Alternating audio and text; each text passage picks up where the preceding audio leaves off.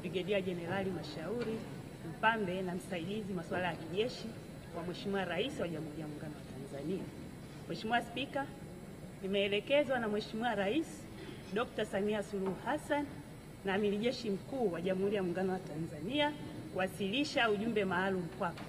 Kwa heshima na taadhima, naomba nikukabidhi.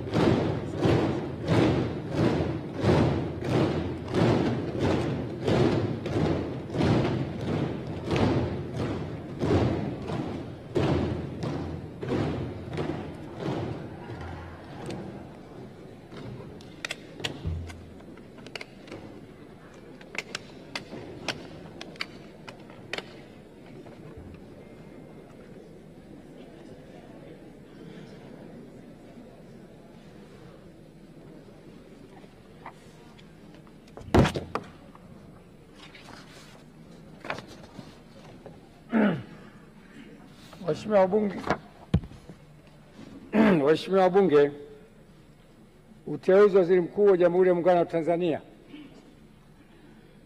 Mheshimiwa Spika, kwa mujibu wa Katiba ya Jamhuri ya Muungano wa Tanzania ibara ya 51 kifungu kidogo cha pili, Rais wa Jamhuri ya Muungano wa Tanzania baada ya kushika madaraka yake ndani ya siku 14 atamteua mbunge wa kuchaguliwa kutoka katika jimbo la uchaguzi anatokana na chama cha siasa chenye wabunge wengi zaidi, au kama hakuna chama cha siasa chenye wabunge wengi zaidi, basi atateuliwa anaelekea kuungwa mkono na wabunge wengi kwa Waziri Mkuu wa Jamhuri ya Muungano wa Tanzania. Hata hivyo, Waziri Mkuu atakayeteuliwa hatashika madaraka hayo hadi uteuzi wake umethibitishwa na Bunge kwa azimio tukaungwa mkono na kura za wabunge walio wengi. Hivyo, kwa kutekeleza matakwa hayo ya kikatiba, nimemteua Mheshimiwa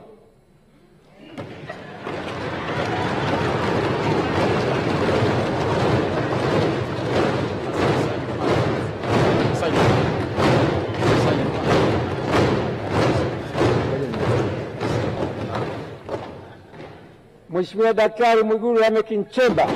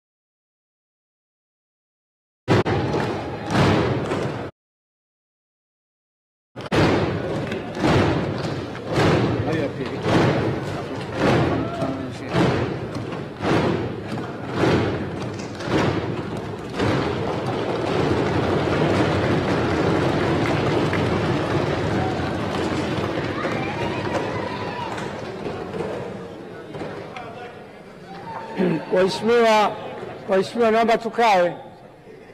Hajaapishwa bado, naomba tukae.